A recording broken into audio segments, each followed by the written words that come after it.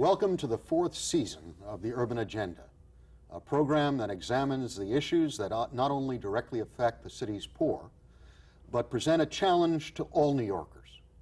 I'm David R. Jones, President of the Community Service Society of New York, and your host. Traditionally, the route out of poverty, a good basic education, has eluded all too many for all too long. With more than 60% of the city's public school students poor enough to qualify for free lunches, their education takes on a real significance.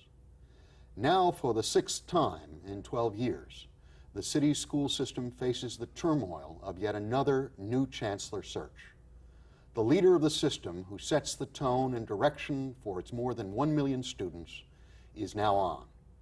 To find out how this search will proceed for a new chancellor, we have today Carol Gresser, president of the school board, and herself a former teacher, and she's our guest today. Well, Carol, how are we going to approach this chancellor search? We are going to approach this chancellor search with vigor, with a great deal of optimism. I am very, very confident that we are going to find, because we have wonderful candidates, a good person to lead us. I'm sorry it had to be so soon after the last search. Having been a member of this board for only 5 years, to be involved in my second search is a very discouraging fact of life for me. What kind of qualifications should the public be looking for in this next chancellor? First, we want someone who can lead, who can inspire, who can bring people together. I would want that person to have a strong educational background, because that person is going to be making decisions for our kids, and I want the decision-making to be made in an educational framework. If that person had strong business experience as well, that would be a great plus. I'm really looking for someone, though, who can continue the wonderful initiatives that have taken place in the last 2 years as well. Well, I know our viewers, along with everyone, I guess, who reads a paper or watches television, knows that there's been some dispute with City Hall in terms of what the new chancellor should look like. It sounds like you don't see this as a problem at all. Clearly, the marriage of an educator and a business leader is something you think is distinctly possible. I don't think that they're mutually exclusive. I think that you can be an educator and be a person with business experience. In fact, when you think of the superintendents throughout this country in the urban systems, if they are not CEOs, I don't know who are. They're leading huge, huge organizations. And so many of them come with, I think, great fiscal experience and business experience and management experience, as well as the educational backgrounds. Are they the only people we're looking at? No. Our pool is very wide. We have people from foundations, people from higher ed, people who are superintendents themselves, people from the business community. It's a very interesting pool of people. Can you give our viewers some sense of the timetable, how this is working out, how the board has organized itself?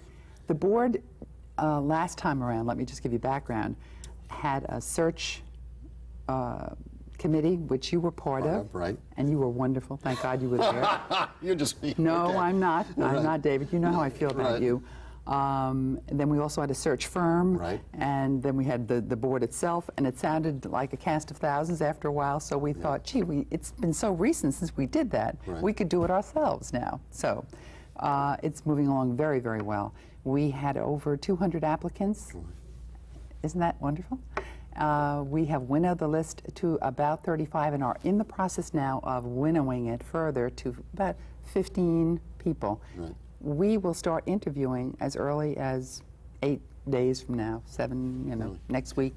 And when's your drop-dead date? I shouldn't use that. Don't you dare. Yeah, don't you that's dare. not a good idea. Don't you dare. When do you think this whole process is going to be able to wrap itself up? I think we're going to have a chancellor in place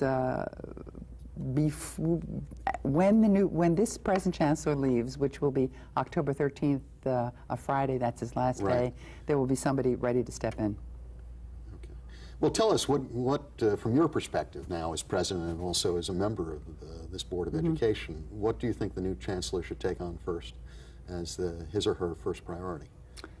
There are a few things that really have to be attended to. We have to attend to the issue of school safety, because parents need to know that when they send their child to school, that child is in a safe haven, that that child is going to be nurtured and is going to learn and is going to be learning in a safe environment.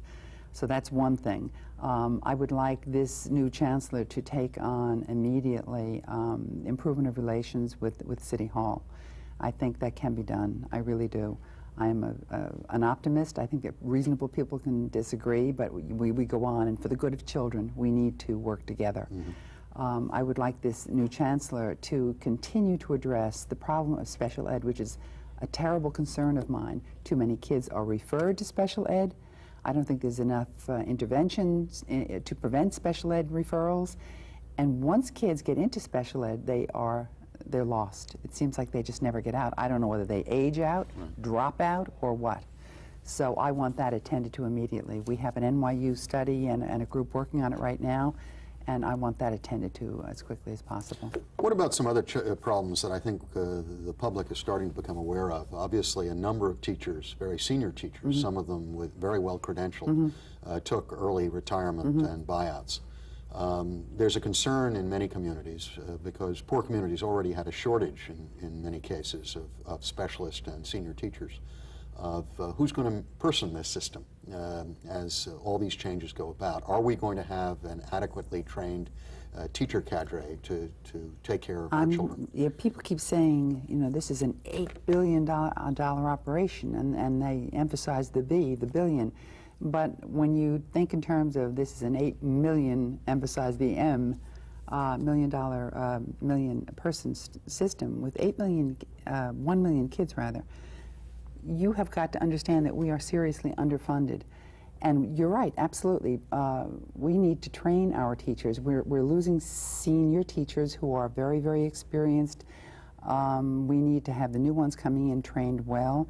And we need to have programs in place. I would want to see money set aside and an excellent program of preparation for new teachers coming in.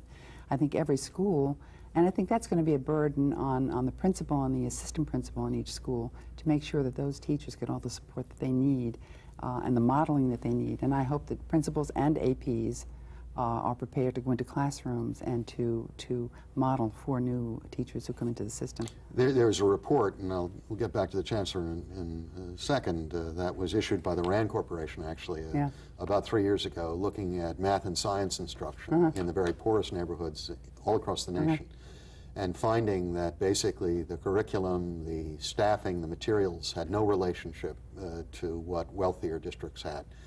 And they raise that as a critical problem because everything is going to be technology, computers, internet, but without basic skills, particularly in math and science, there's going to be a big left-out cohort. You're absolutely right. So. Somebody questioned me just the other day, one of the reporters from the Staten Island newspaper. We were talking about the fundraising abilities of various schools and the fact that some schools are able, through their PTAs, to raise thousands upon thousands upon thousands of dollars to ensure that their schools get the computers. And what happens to these schools where parents are working and don't have those kind of monies available to them? And I'm frightened because what we see are schools that are being denied what each child should have. And I think that the funding should be equalized so that every school has everything it needs so that every child can learn everything the child should learn. It's interesting, despite the fact that the mayor and others have been talking about how much money is spent in New York on public education.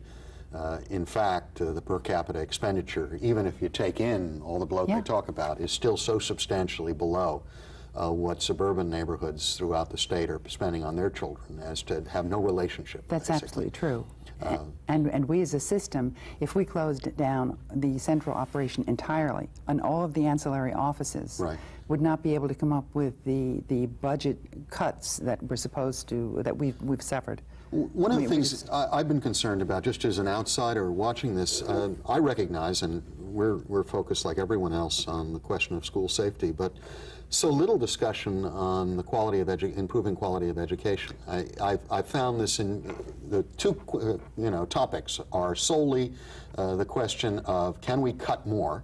Yes. And can we provide more policing? Yeah.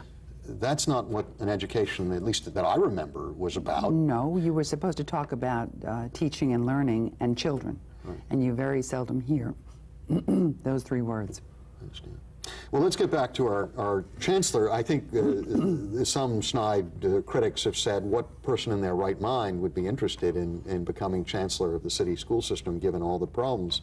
But you're saying that there's been a fairly overwhelming response to your solicitation. You know, it's funny.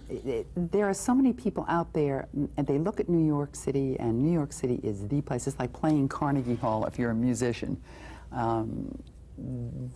To be the Chancellor of the City of New York is a wonderful way to cap your career. And so that there are people who want to come and to help our kids succeed. I want, though, I mean, the first person who convinces me that he or she is a believer that our children are going to learn, can succeed, and this system can work, is the person that I'm going to say, you're my pick. I know that a couple of things we touched upon involve the question of what the new Chancellor should do. Do you have even a vision of what the first 100 days should be like for this new Chancellor? Of the first steps that they should take? If I were a new Chancellor walking in, I wouldn't want somebody else to set up my 100 days. I'd want to be able to do that for myself. What are boards for? What are boards for? To make sure that the Chancellor does the right thing. Right. No. That was the last Chancellor that said that we micromanage. That's not this Chancellor. No, I think that the new Chancellor is going to have to pick his or her own priority issues, but I'm going to help that person. Right. And we are going to talk about the better relations with City Hall, trying to accommodate this drastic budget. I don't know what we're going to do. We're in tough. Yeah, let's talk about the budget for a while. I mean, you've just suffered a $750 million cut. $750 million cut. I assume you're coming up against the questions of layoffs or not layoffs, all the questions that you have to do. We are all but standing on our heads now to try to avoid layoffs, because with the early retirement incentive and the increase in the number of children coming into the system, we have about 25,000 new kids coming in. We're hoping that we'll be able to keep teachers. I don't know that that's going to happen. We're in serious discussions now with City Hall. If we were having this taping next week, I'd be able to tell you more. I don't know whether we're going to be able to avoid layoffs. And what about in January? And what about next year? And which seems that this budget problem of revenue is going to be rolling for at least the years to come. Absolutely. It's interesting. I don't think people recognize that this is not the only cut that's going to occur. This is not the end. No. It's going to happen year after year for the foreseeable future. Right.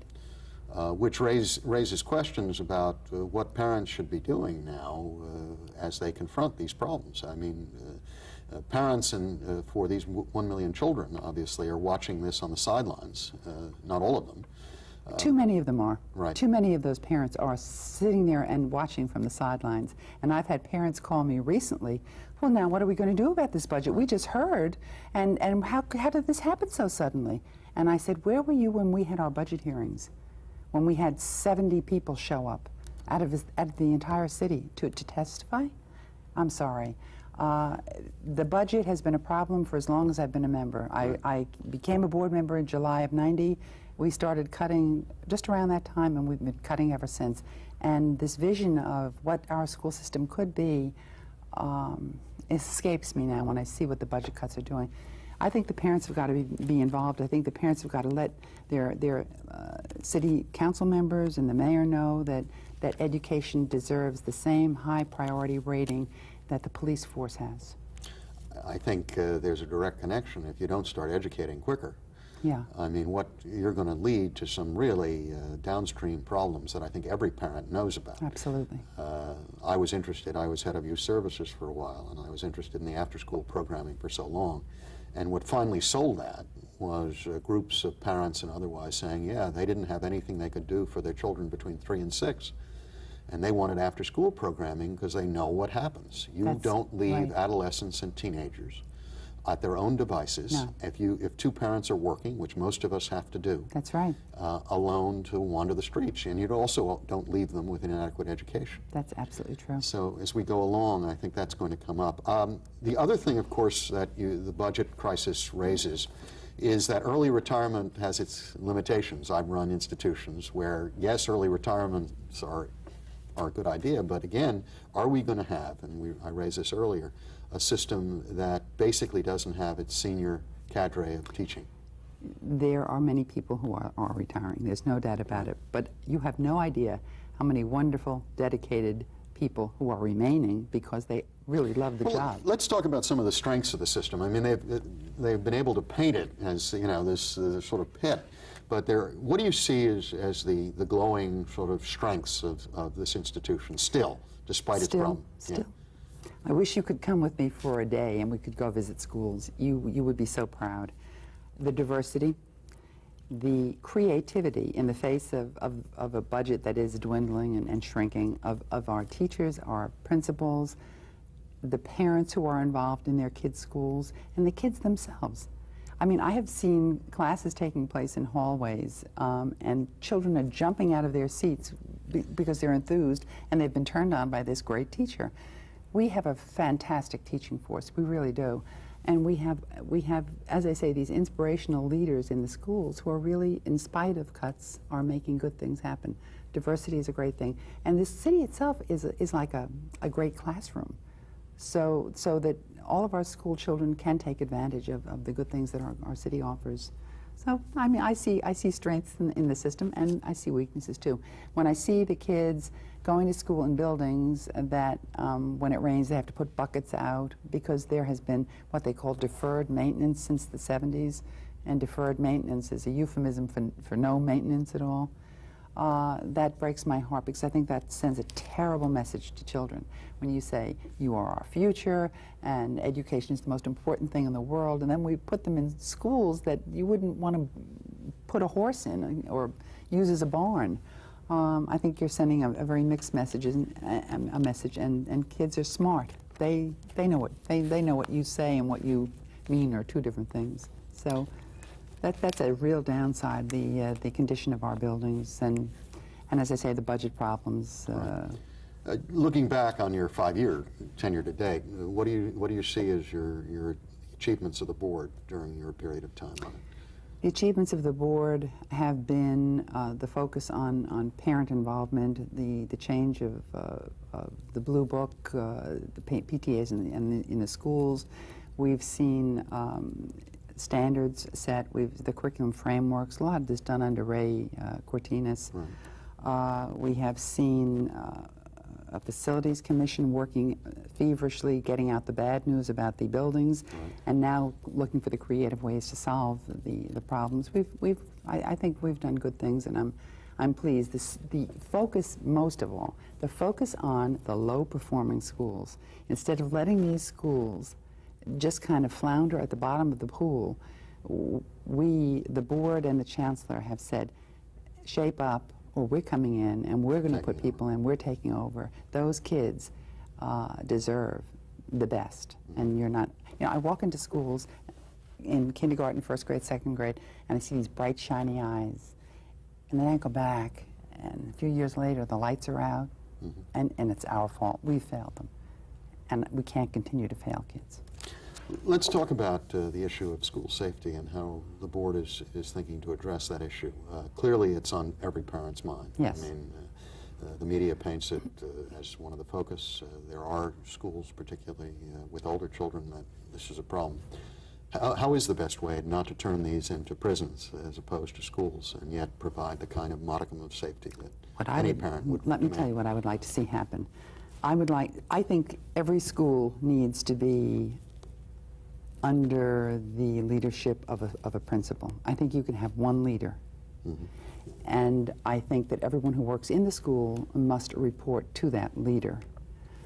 However, I see a strong benefit to a collaboration between schools and the police department, because I think the police can help us to recruit and to train and to vet the people who are on our staffs in school security. But I do think that the school security system itself must remain under the school system. And I think that we have to get better at what we do, no doubt about it, but I think that that can be done in a collaborative mode with the police department. I know when, again, during my youth service years, we found that intervention where students start to work on their own kinds of interpersonal relations starts to lower the violence level appreciably. Absolutely. Again, with strong supervisory support as well. Absolutely. The conflict resolution. What do you think that the state is going to help in any way in terms of equalizing some of the monies being given to New York City children? I don't know if many of the viewers know we get shortchanged in terms of state funding. We do get shortchanged, as a matter of fact. And it's one of our problems, obviously. Yes, we get shortchanged seriously, and we have a lawsuit going right now, and I'm hopeful that the state Court of Appeals is going to grant us or order the state to equalize the funding so that we get what we do deserve. However, my problem is, what court is going to say you must give more money to New York City if we're not sure that that money is going to come to the school system? So I think that we need to be assured that that money does not go into the general fund.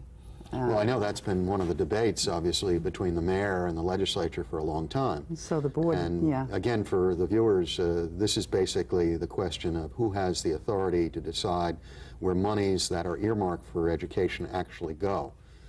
It has, on occasion, been a source of dispute with this mayor that he wants to make the decision if he has other budget priorities he wants handled before education, even though the monies were appropriated for education. I think we've had that problem with many mayors, as a matter of fact. So I think it must be going with the job. That's right. But it is clearly one of the things we need. Looking back on Ray Cortinas, I think many of us are sad to see him go. What do you see as his finest contribution to the system during his tenure? I think we talked about a few of them. Let me tell you, when he first arrived, we were it was just 2 years ago, and remember it was the asbestos crisis, which was the worst moment of my life. I just thought this could just bring the whole system down. And this man walked in, rolled up his sleeves, and said, "School will open, and it's not going to be easy, but it's going to happen." And we were delaying the opening of school because parents were frightened out of their wits that there was asbestos flying all over the place. Ray Cortinas said, "No, we're going to open school. We're going to have children housed in other schools if some schools are being worked on for asbestos." And he just plowed in and made it happen. He made decisions. Then he went and met with every member of every community in the city of New York, all 32 community school boards. Each of those districts had their meetings, and community members came out. He let the parents yell, carry on, the community members. He joined us all together. We were at each other's throats, if you remember, because we had the rainbow curriculum, asbestos, et cetera, et cetera. Ray was a consensus builder. I think that was his greatest gift to us. And he made us all a family, an educational family. He touched us. He made people feel that they mattered, they were not anonymous, that they were important, that he would listen to them, and they could call him. And they did. They would call him at his office, seriously, at 6 in the morning. He'd pick up the phone, listen to the problem, and have it taken care of. That's a gift. I think this is one of the times when I guess we're all starting to be extraordinarily worried during the interregnum while we're looking for a new chancellor. And clearly, this is something that all our viewers are going to be depending upon your good auspices and other people of goodwill who are on this board to provide the kind of leadership we need. So it was very nice of you to sit and talk with us at this time. Thank you so much for having me. Once again, parents and students throughout New York await with some trepidation the appointment of a new chancellor. Once again, the selection process is involved in the political process that New York City always seems to bring to its critical selection. And while all the politicians say the right things about supporting education, sometimes their deeds seem to fail to back up their words. We hope the losers won't be the children and the city's future. We hope you, as an audience, make sure that doesn't happen.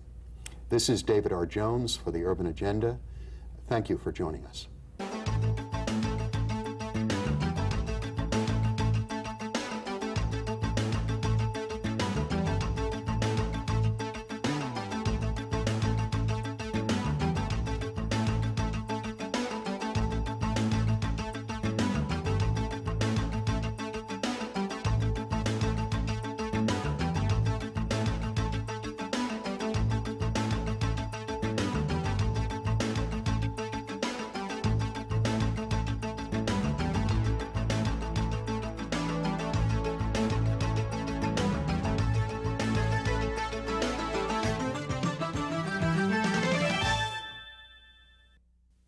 To comment on the urban agenda or for more information on CSS, contact Community Service Society of New York, 105 East 22nd Street, New York, New York 10010. Area code 212-254-8900.